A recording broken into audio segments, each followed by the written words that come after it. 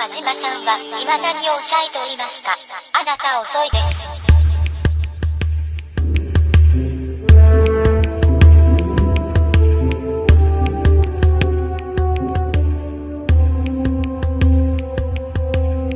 Light in the eyes. Okay, Sin City, A Dame to Kill For.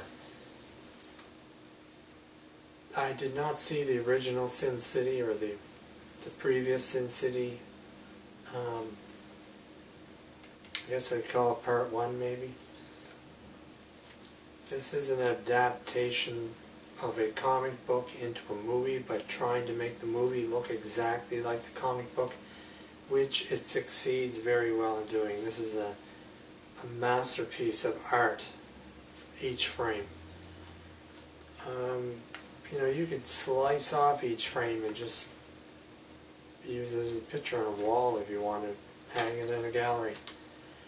I especially like the way they had the playing cards at the beginning. And if you know anything about poker, each hand could be potentially a winning hand. Each hand is a different story, but yet it's all the same deck of cards. That's exactly what threads throughout this movie. You're seeing a variety of different stories, people with different motivations. All of it centered on death, destruction, but they're all connected through one thread, and apparently it's some type of a senator guy who's very corrupt.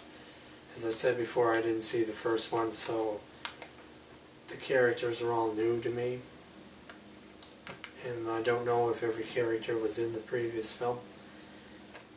Eva Green, now she appears nude through about half this movie. Fantastic, absolutely fantastic the way they photographed her or filmed her in this film, with the black and white. Black and white in nudity adds greatly to the eroticness of the subject matter. So you've got to check it out just for that alone. The curves in the female body are so highlighted to the maximum point. There's a lot of suicide in this film, a lot of death, destruction, because that's what it's about. If you're not into that, don't bother going. I do like the way it was colored from black and white, but you have these reds and you have these blues that show up. There are mistakes made in the 3D. This is a 3D film.